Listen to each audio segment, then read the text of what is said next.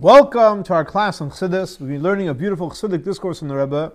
The name of the Chassidic discourse is called וספרתם לכם. The Rebbe said this Chassidic discourse on Shabbos, Parshas אחרי. That year was the 26th day of the month of ניסן. It was also ממחרת, the Shabbos that blessed the month of Eir, in the year Tafshin Lamed 55 years ago.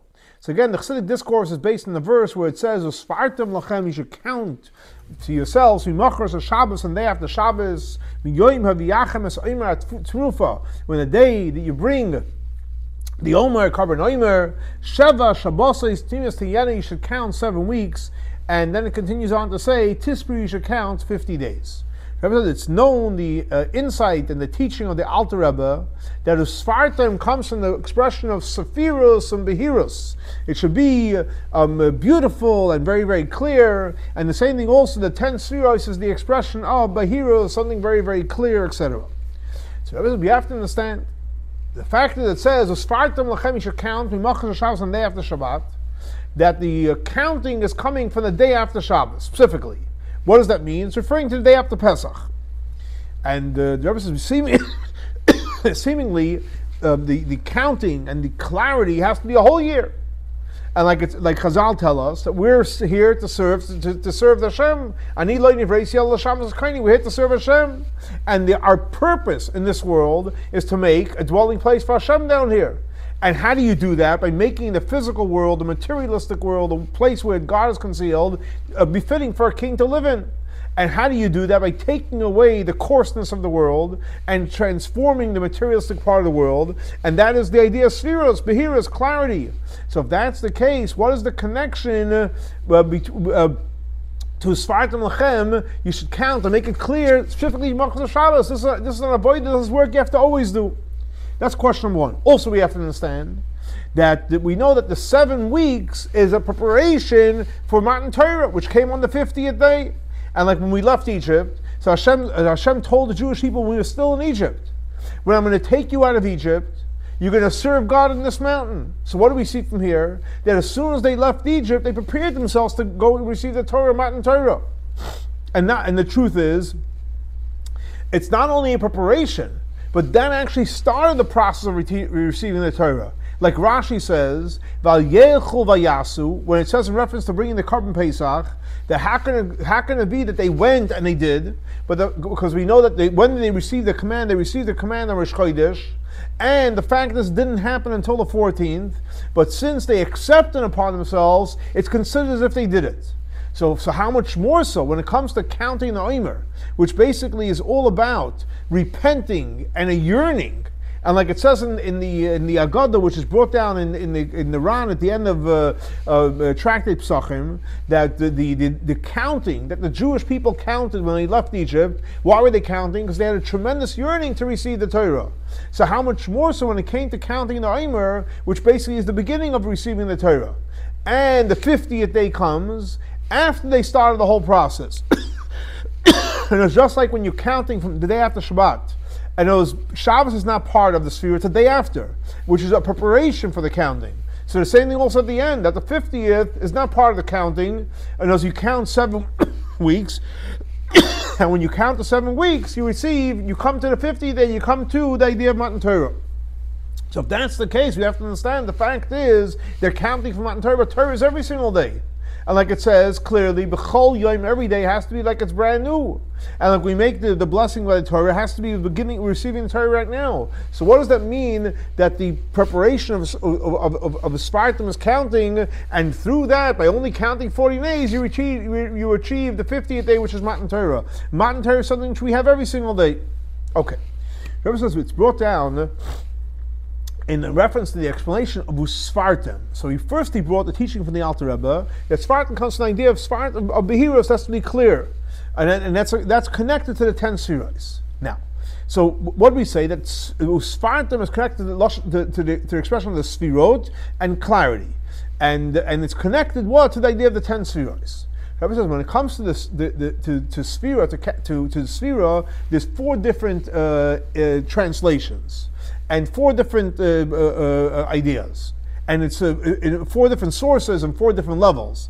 And like it's explained, and the Alter explains in Eir Torah in the beginning of Parashat Sisa, and the Rebbe Rashab explains in his classical works of the Tafri Shayin Beis, and it's also brings down over there the teaching of the Pardes. And he brings 4 different insights. The first insight is that the וספרתם comes from, the spheres comes from mispar, which means to count. What does it mean counting? It's something which is measured and it's finite. In other words, we know that the 10 Sefirot, there's specifically 10, and each one has its unique component. And like it says clearly, there's 10 and there's not 9 and there's not 11. That means 10 is a finite number which has its quantifiable limitations. The second idea of וספרתם comes from the heavens tell the story of the honor of Hashem, which basically וספרתם comes from Sipur, it's telling a story, or like Haggadah. And the third is, where like it says, Shloisa Sfarim is talking, there are 3 books that are open, and the fourth is from a Evan Sapper, a beautiful shining stone. So there's four ideas when it comes to the spheres. One is that it's a finite number, and then is about telling a story, and the other one is about a book, and the third is what? The shining stone. Okay, so now we're going to explain all these levels on a deeper level. So Rebbe explains this. The first insight is that וספרתם is what? From a mispar, counting, and it's a finite number. So it's two components. And like it's explained, he explained it in a previous, in a Chassidic discourse that's dedicated to this, and he explains over there as follows. From one hand, it's finite, and one hand it's measured and it's limited. On the other hand, when you count something, it shows that it's something very, very special. Like we know, there's an expression in Kabbalah, in Halacha, that something that's counted doesn't get nullified. If you have something that's a piece, it doesn't get nullified.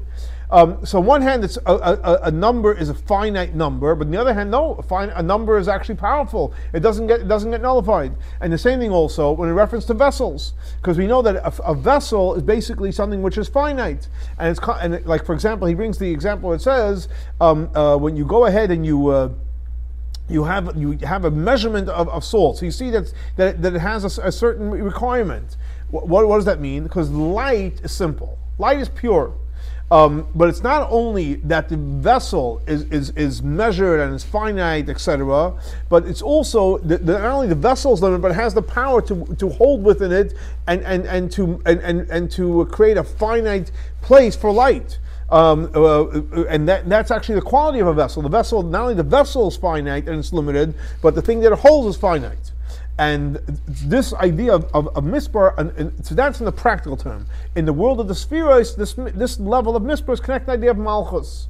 Well, what's the idea of malchus? Which is basically a vessel, which is a finite vessel. Okay, so the first insight of mispar is basically, on one hand it's finite, on the other hand it's special, which is basically both in the light and the vessel, and it's connected to the sphere of malchus.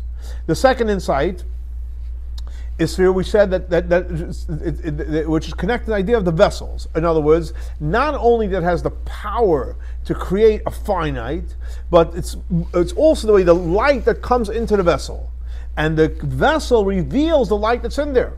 But the vessel doesn't become part of the light. They have a vessel, and you have the light inside. It reveals the light, but the vessel remains the vessel. Well, like the expression we learned before, Hashemayim mesaprin kvoid keil, that the heavens tell the story of the honor of Hashem. It doesn't mean that the heaven is the honor of Hashem. No, the heaven tells the story and reveals the honor of Hashem. So the same thing also, a vessel, it doesn't become light. The vessel's a vessel, but the vessel, through the vessel, you can present the light. Where is that in the world of the Sefirot? That's connected to the sphere of Zeir Anpin, the small face of 6 midos, and generally that's referring to what? It's referring to the light and revelation. Okay, so far the first one was Malchus, the vessel, finite, and the second level is the 6 midos, which is light and revelation. What's the third idea? The third idea we said is a book. And what is that? What is that connected? That's connected to the sphere of what? Of Bina. And over there, the vessel already gets unified with the light. And just like, for example, when it comes to a book, there's 3 levels. Like it says, the 3 books that are opened up. The same thing with Bina. Bina has within the 3 heads, which is basically Sefer, with a vav, which means the scribe, the sefer, which is a book without a vav, and sipur, which basically is a story with the yud. So again, what's the third level? The third level already is what? It's bina, and the way bina already is connected with the light that's in it.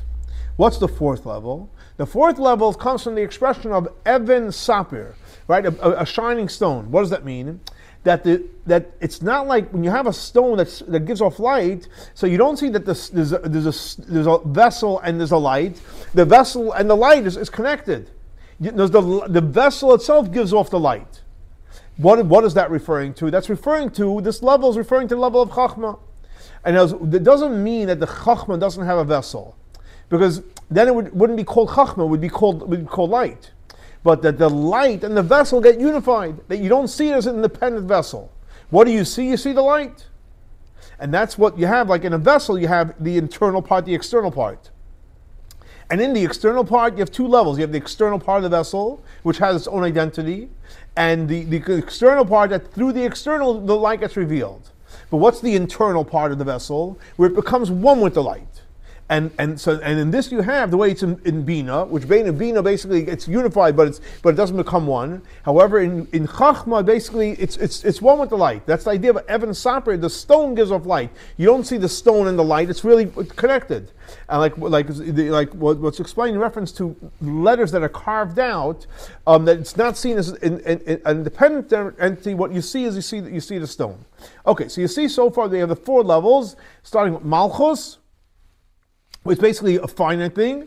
Then you have the six midos, which is basically the light. Then you have Bina, where there's a light in the vessel connected, but it's independent. And then you have Chachma, where basically the light and the vessel is all one.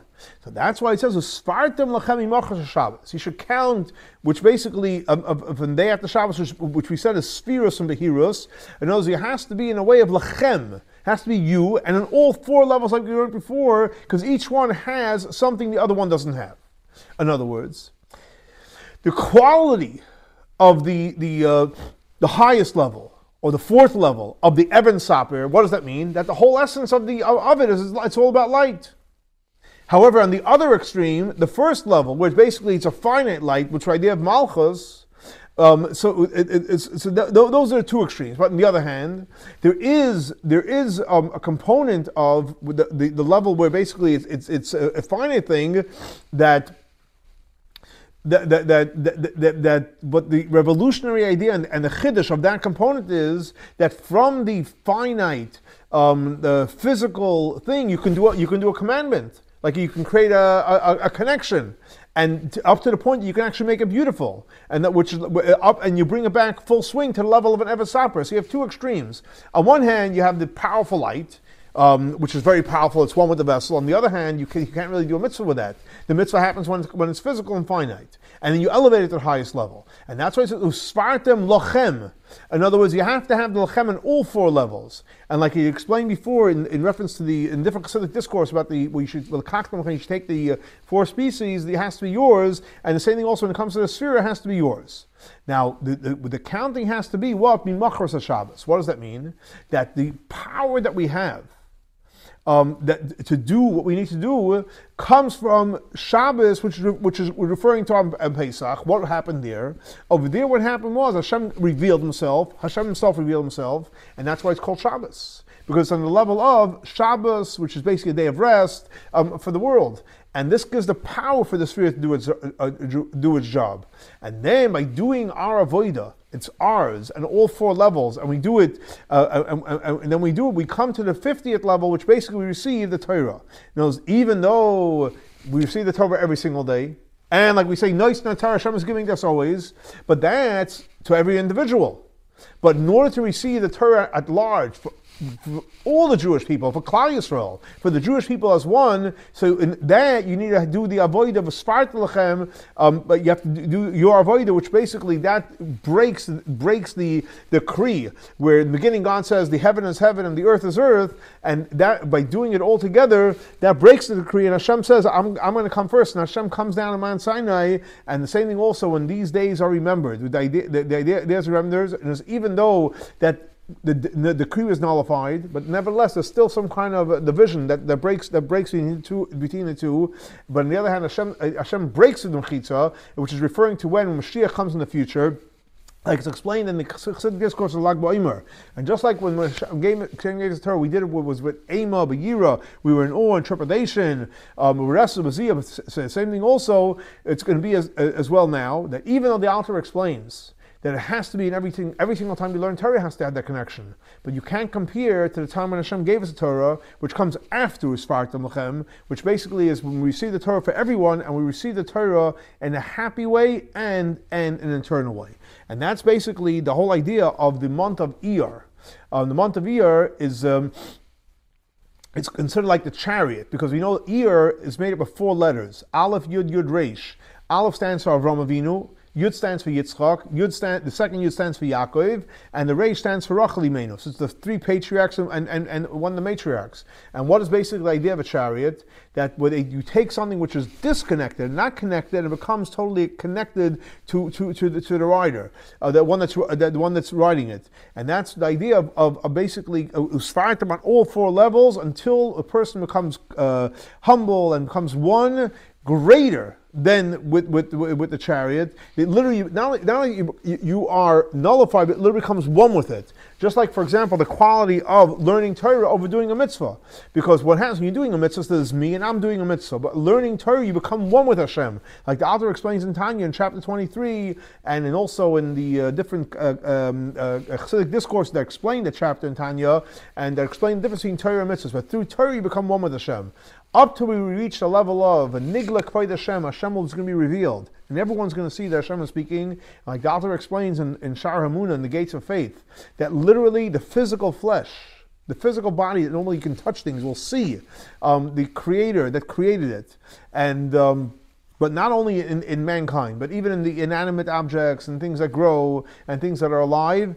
What's going to be revealed is Hashem, and Mashiach is going to learn Torah with everybody, from the oldest to the youngest, like the verse says, Ki mala aretz, De'as Hashem, Kamayim l'yom chasim, that the whole world is going to be filled with the knowledge of Hashem, just like the water covers over the earth. So let's hope and pray by learning more Chassidus, we'll all merit for mala aretz De'as Hashem, with the coming of Mashiach. The next class will be in Yerushalayim, Ir HaKodesh. Have a great and blessed week. Shavua Tov.